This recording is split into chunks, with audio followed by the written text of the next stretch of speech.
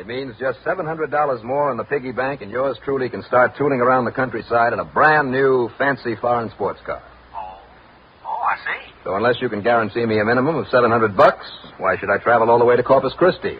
Possibly miss out on something lucrative around here. Sports car, huh? Oh, the Ultra, George. Slightly over $10,000 worth. You know, it sounds like the little hunk of iron I keep stashed away in my garage. You?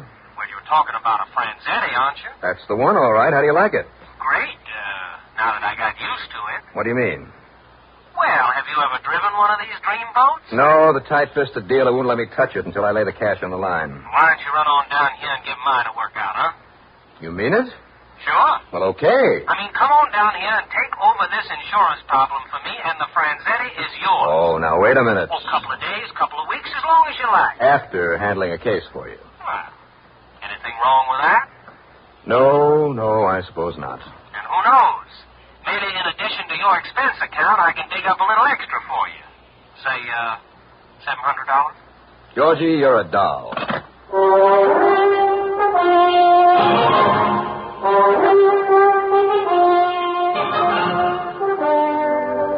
CBS Radio brings you Bob Reddick in the exciting adventures of the man with the action-packed expense account, America's fabulous freelance insurance investigator. Yours truly, Johnny Dollar.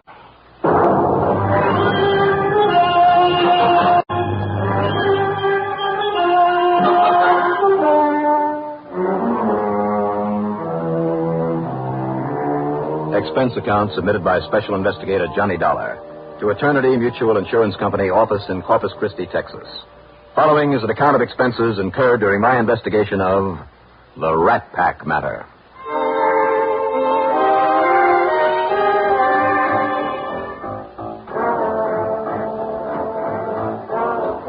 Expense account item 1, $133.70. Taxi tips and plane fare to Corpus Christi. It was early afternoon by the time the big silver bird set me down at Municipal Airport. Hey there, Johnny. Oh?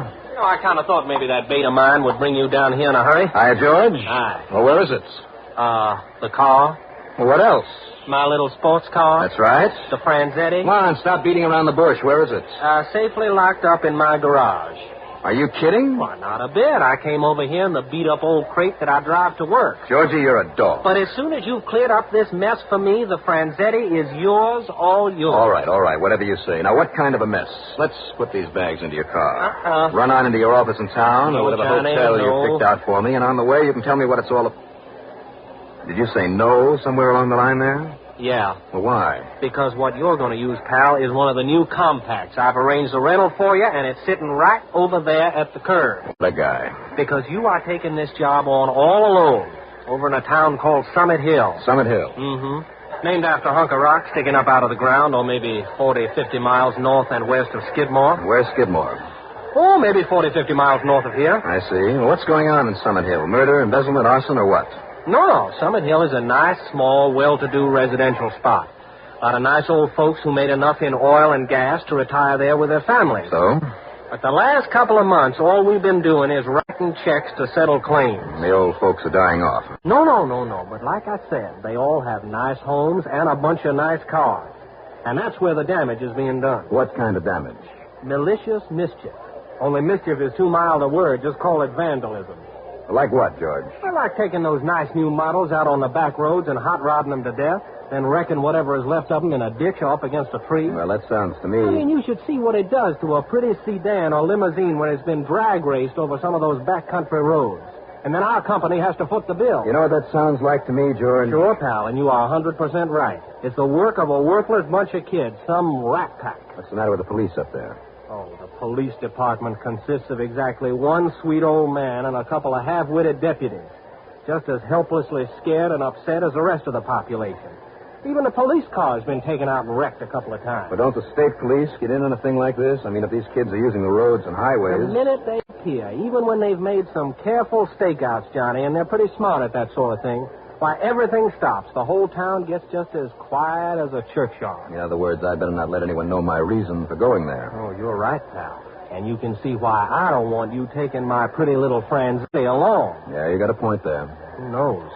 Try to cross up those crazy kids? I mean, try to protect your property? Why, they could be killers, Johnny. You think they'd go that far? I know this.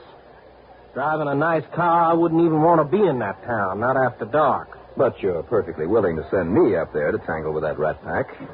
Well, after all, pal, that sort of thing is your job. Oh, sure. Sure. Well, thanks, pal.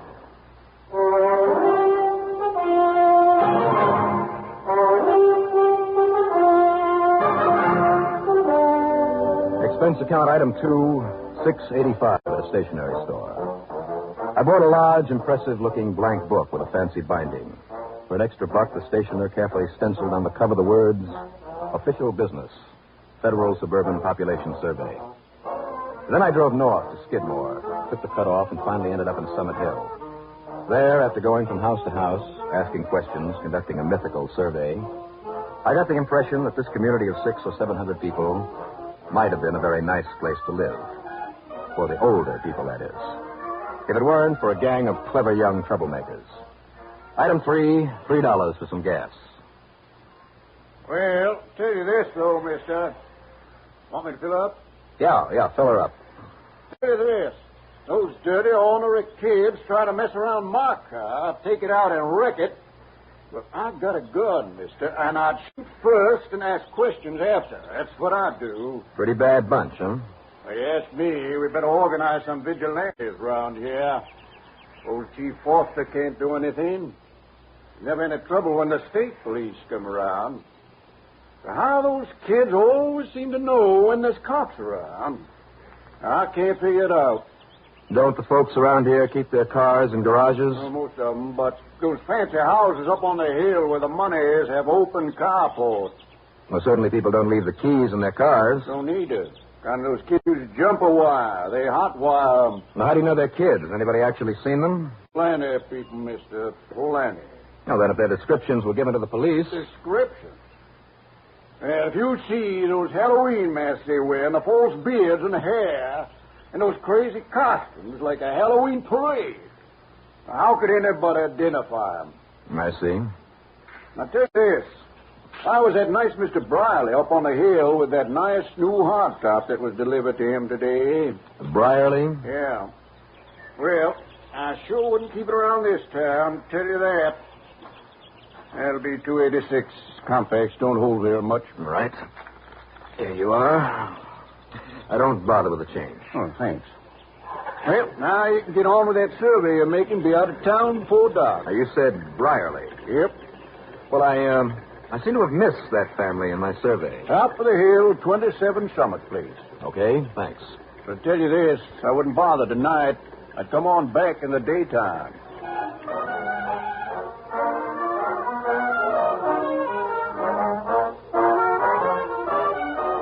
By the time I could grab a bite to eat, that's item 4, $1.75, and get up to the Brierly home on the hill, it was well after dark.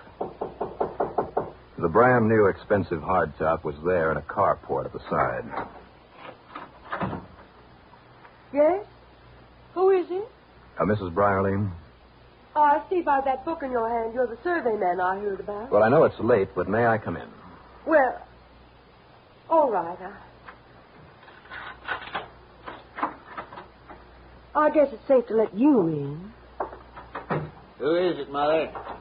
It's the survey man, Henry. My name is Dollar, Johnny Dollar. His name is Mr. Johnny Dollar. Oh, well, you must excuse me holding a shotgun this way. But, Mr. Dollar, I'm always so worried when somebody comes around at night. From what I hear, I can't say that I blame you. Oh, dear Henry, I hope that Frank and his nice girlfriend are all right. At a dance over in Pleasanton? Of course, they're all right, Mother. We're really worried about ourselves, Mr. Dollar. Well, why do you say that, sir? I just don't think we should have bought that nice new car. I mean, with all those horrible children around doing such awful things with people's cars. Well, isn't the chief of police, Chief Foster, any help? Oh, he tries, but whenever he puts on extra men to look after folks like us, nothing ever happens. Oh, yes, it does, Mother. But somewhere else in town, to somebody else's car. Well, I'm frightened. If only there was something could be done about it, Mr. Dollar. Or maybe something is going to be. By whom? Even the state police haven't been able to do anything. Sure, because somebody's apparently been able to tip off this rat pack. And that means local knowledge. Local knowledge? Of everything that goes on in this town. You think they're local boys? What else? That couldn't be. Couldn't they?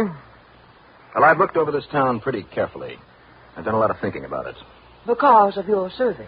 It looks like a mighty nice place to live. Oh, it is, it is. It was. Sure. For people of your age. But no baseball field, tennis courts, no movies, things like that. Well, I know. Not even a soda joint with maybe a jukebox. No place where the kids can gather and talk and laugh and dance and let off steam. Oh, we make up for that, Mr. Dollar, we parents, all of us, by giving them everything they want. Our Frankie has a nice home with us and nice clothes and all the money he wants. I see. And his hi-fi and his records and things and all the good books he needs. And all the others of his age have everything, too. That's true, Mr. Dollar. Except perhaps for cars. Oh? Well, after all, we don't want to spoil them. You don't want to spoil them. How much do you check up on their activities, say, at night? Well, they're pretty grown up. How old is he? What? This son of yours. Oh, well, Frankie's 22. Mm-hmm. And what does he do for a living? Work? Well, does he? He doesn't have to, Mr. Dollar. Why should he? And how many other families are there with the same situation? Kids about the same age, plenty of money, nothing to do. Why, practically all of us up here on the hill. Well, then what is the matter with you people? I beg your pardon? Don't you see? Haven't you got brains enough? Wait a minute. Listen. What? Outside the house. All right, now both of you stay right there. I hear it too, Mother. Somebody out at the carport. Oh, no. Is that a pistol you have there? That's right. What's the matter with this thing? I can't get the chain off. It's a little pin I put on underneath there. I'll open But it. that gun, Mr. Open Dollar. it for me, will you? Maybe that awful gang out there. Of course it is. Will you open this door, Mr. Brierly, or do I shoot the chain away? No, I'll open it. And I'll lock it again after me. Yeah, but if you go out there, if you try to stop me... All right, now just stay inside. All right, you kids. Come on back here with that car. Okay, then, just one tire. Just one of those... So now your gun is empty, huh? What? No, don't try to turn around, mister. This switchblade is very sharp. If you turn around, it might just cut your throat.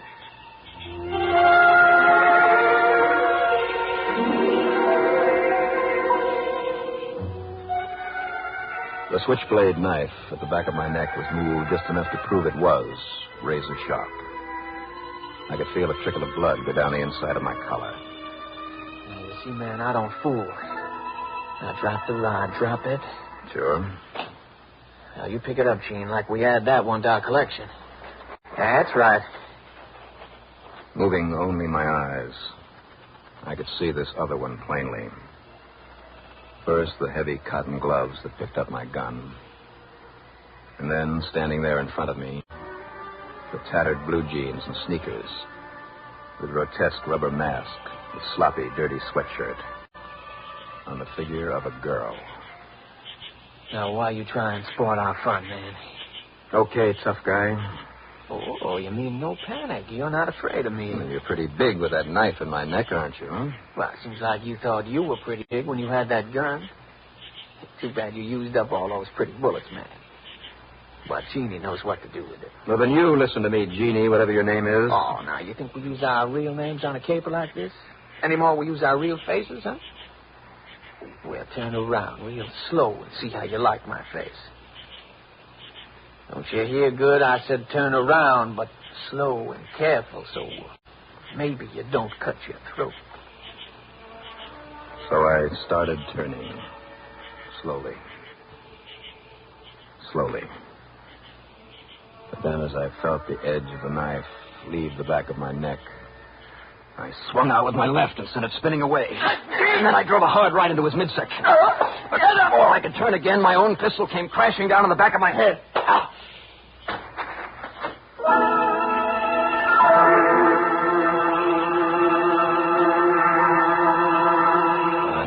Too. I was stretched out on the sofa there in Brierly's living room, an ice pack on my aching head. The taste of bourbon burning in my throat. Are you all right, Mr. Dollar? A little more of this bourbon? No, thanks. Oh. When everything was quiet out there and you didn't come back in. Yes, and when Chief Foster called to say our car had been rammed into a tree in front of his place. So Henry went outside and found you lying there. Yeah, and, well, I went through your pockets, Mr. Dollar. Oh? You're a special investigator, aren't you? Yeah. You're really here on account of the children, aren't you? And I hope and pray that our Frankie isn't one of them. Well, so do I, Mrs. Brierly, but don't bank on it. Mr. Dollar, I've given a good deal of thought to what you said earlier. Well, it's about time you and a few of the other people around here do more than just think and talk about it, Mr. Brierly. Yeah, I know. We shall. And meantime, Mother and I can only pray that... What's that? That going. All right, now listen. Hey, Mother? Huh? Oh, Frankie. What happened to the car? Where is it? I mean, your snazzy new... Hey, who's this? Frank, it's Mr. Johnny Dollar. Dollar? You mean the big insurance investigator? Hey, this is a privilege. Well, what happened to you, Mr. Dollar? Where have you been tonight, Frank? Well, a girlfriend and I took a bus over to... Hey, Mother? Pop? What's wrong? Those kids again? You didn't know, Frankie? Now, you don't think I'm one of those crazy kids, Mr. Dollar? Are you? No, sir. And believe me, I hope not. I swear that, really, sir. But you know something, Mr. Dollar? Yeah. Well, maybe Pop and Mother won't like hearing this. Well, what is it, Frankie? Yes, son? Well, if you find out who they are, Mr. Dollar, then maybe you can. I've heard a lot about you, Mr. Dollar. Well? Go on, Frank. Well, you can't really blame them. Oh, I know that what they're doing is wrong. It's wrong, all wrong. But what else have they got to do around this place? They've got to get their kick somehow, don't they? I mean, instead of rotting away in a place like this where there's nothing for kids to do. And they're afraid to go away and be on their own because, well, their loving parents keep preaching to them it'll break their hearts. And how could they get along on their own anyway? They and me and all the rest of us haven't ever been given a chance to even think for ourselves. Just tied down here, all of us, because they won't ever let us do anything else. Now, can you blame the kids for wanting to let off a lot of steam? Frank. Can you blame them for trying to... Oh, I don't know what to say, but don't you see, Mr. Dollar? It's okay, Frank. We understand. Of course we do, darling. But now, please, you've become so overwrought. That's perfectly all right, Mother. I'll fix you a nice warm cup of cambric tea, darling. No, Mother, please. Just let him work things out for himself, Mrs. Brierly, just once. It put the poor boys all upset. No, Mary, no. Mr. Dollar's right. Now, Frank, Thanks, Mr. Dollar. it's all right. Now, it's pretty obvious that you know who the members of the Rat Pack are, even if you aren't one of them. I'm not, sir. On my word. But you know them. Now, you want to tell me who they are? Would you think much of me, Mr. Dollar, if I did?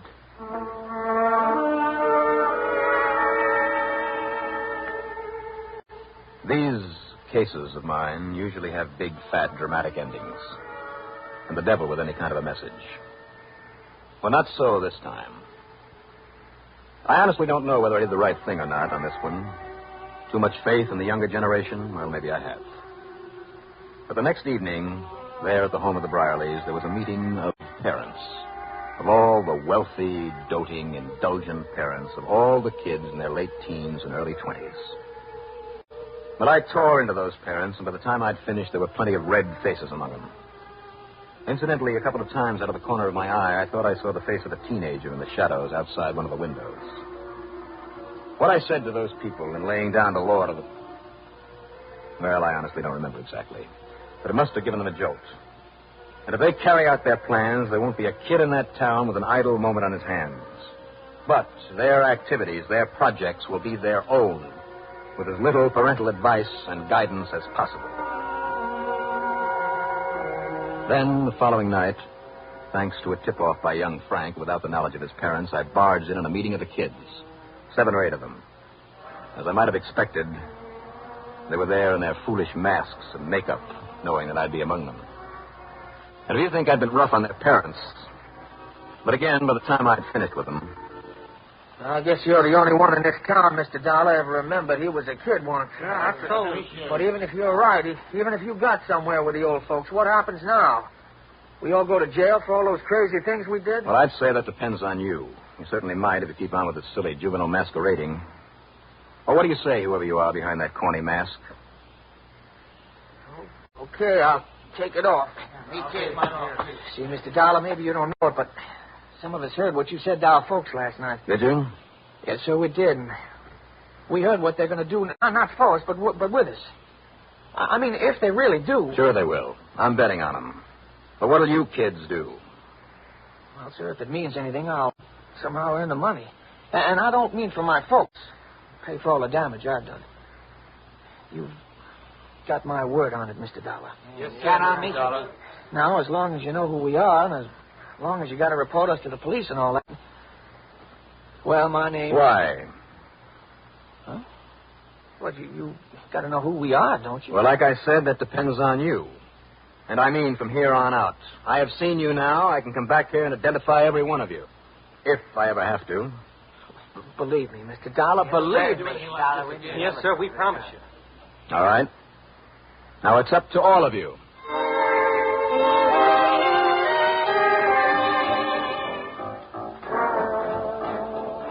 Well, I sure hope I did the right thing by simply leaving it the way it stood. And yet, what else could I have done? Have them all locked up for something that was only partly their doing? Try to make them into criminals? I don't think so.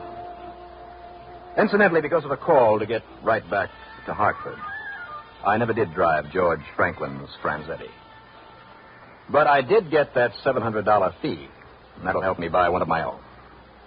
Expense account total, including... Oh, what am I talking about? This one is on the cuff. Yours truly, Johnny Dollar.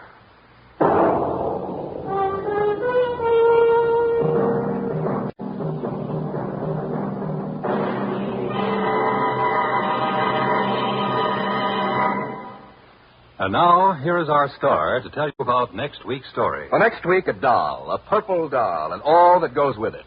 Join us, won't you? Yours truly, Johnny Dollar.